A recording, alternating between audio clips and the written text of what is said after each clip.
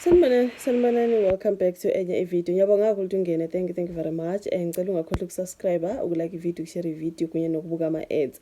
Now guys, asingene nodabeni lukaShebe Shed and ngibonile namhlanje uShebe Shed kuthiwa ke uye waphinda ke wazenzela elinye icala elaphana ejele nje. Siyazi uShebe Shed waboshwa last year you guys. Wadlela ukissing usejele no New Year ejele. Udaba lakho lokupostponiwe manje ke usevele wazakhela elinye icala laphana guys kuthiwa ke I think ubanjwe ne cell phone just like uKate Matlala, you know what I mean.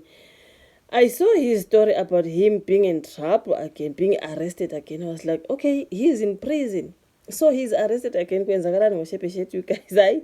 Hayi guys, mina ke angisakwazi ukudefend uShebe Shed. I'm like, yazini, sometimes ngiyamkhulumela ngibe ngithi uShebe Shed naye inkosi yami, yazini angisakwazi ukumkhulumela. Kuthi usobishini laphana ebanjwa neselula khona lapha eStoksini. Udaba enzolifunda la kayisolezo uShebe Shed ubanjwe ke nempahla engeke emthethweni ngemva kokuthi umngani wakhe ongaphandle abelane ngesithombe esibonisa ukuthi ube ne video call noShebe Shed. Can you imagine umuntu akufake inkingeni? What was the video call for? Umuntu osejele uyakwazi ukwenza i-video call. That means une-phone, une-data, mhlawumbe uba ne-Wi-Fi. I'm just saying, I mean i-video call. You know what I mean?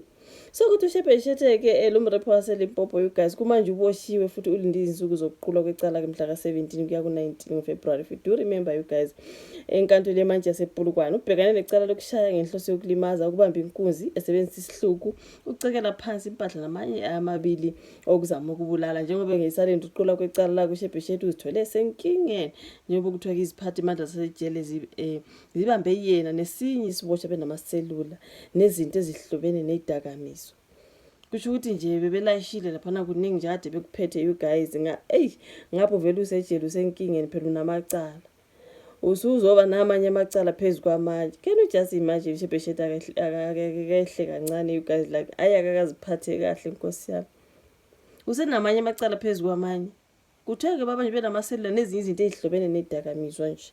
Angazi bekungama powder 10. Hayi ngeke you guys uShebe Shed uzophuma pho. Like my question is, uzophuma uShebe Shed?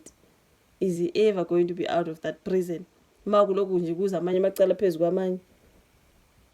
Kuthi iziphathimandla zasejele siqala ukusola ukuthi kukhona okushaya amanzi ngemva kokuthi umngane kaShebe Shed uFlower weqembu angazi iDem Scott efake izinkundla ezokuxhumana isithombe sevideo call enoShebe Shed. Imagine, how can you post something ku social media usazi ukuthi okay ubune video call nesiboshwa umuntu lo usejele, ubuye uthathe futhi le nto le uyoyiposta on social media? Bazothina abantu, bazothina amaphoyisa, because that person is in prison, is a celebrity, is a well known person, ngumculi oyaziwayo, usejele kodwa wena usumpost ukuthi wena bewune video call naye vele wamfaka inkingeni. Kodwa kuthiwa kojele laphana baye baphuthuma ke eStoksini beyobheka ukuthi engabe kukhonani, yize engakwazanga ukudalula amagama eziboshwe ezisalinde uqhula kwamacala ukukhulumela amaphoyisa aseLimpopo uKholweni Malisela Lidwaba uqinisekisile isigameko sabantu ababili ababanjwe nezidakamizwa ezingekho emthethweni.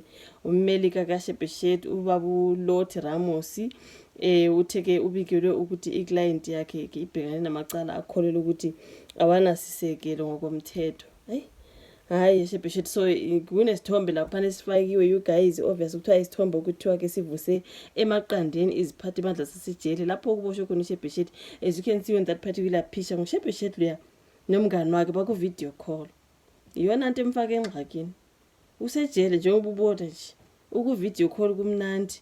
Useposta ke lo manje inkundla ezokuxhumana wavele wamfaka inkingeni. Hayi ngeke bafethu uShebe Shed naye ke kodwa phela hayi manje ke njengoba hayi ngeke ngcono mvele engayiphambili. Angazi ke sesiyolinda siza ukuthi kuzothwane ke ngoShebe Shed nje basokuthiwa kusevele wawa namanye amacala lapha ejele.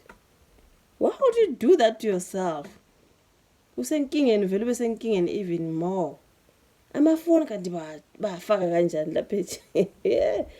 Hayi kodwa ngeke uShebe Shed yena ngeke bafethu. Asazi sizolinda sizwe ukudaba la ukuthi uqhubekani ke. Hayi ngeke.